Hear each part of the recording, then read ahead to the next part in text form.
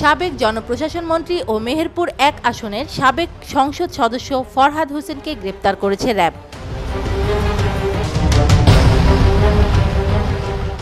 শনিবার ১৪ আগস্ট দিনগত রাতে রাজধানীর ইস্কাটন এলাকা থেকে র্যাব ২ তাকে গ্রেপ্তার করে।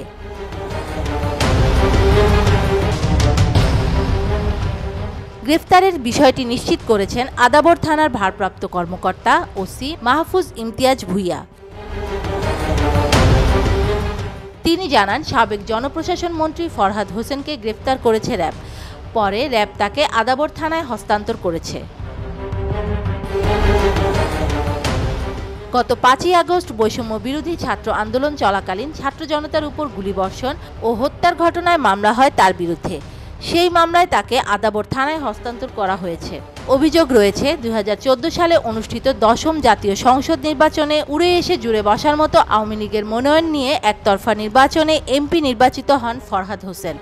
আওয়ামী লীগের কোনো পদে না থাকলেও এমপি হওয়ার সুবাদে ২০১৫ সালে জেলা আওয়ামী লীগের সভাপতি পদ বাগিয়ে নেন তিনি। ২০১৮ সালে একাদশ জাতীয় সংসদ নির্বাচনের পর তার মুকুটে লাগে প্রতিমন্ত্রীর পালক, করা হয় জনপ্রশাসন প্রতিমন্ত্রী। সর্বশেষ দ্বাদশ জাতীয় সংসদ নির্বাচনে জয়লাভের পর তাকে পূর্ণমন্ত্রী হিসেবে দায়িত্ব দেওয়া হয় জনপ্রশাসন মন্ত্রণালয়ের। Desk news, media express.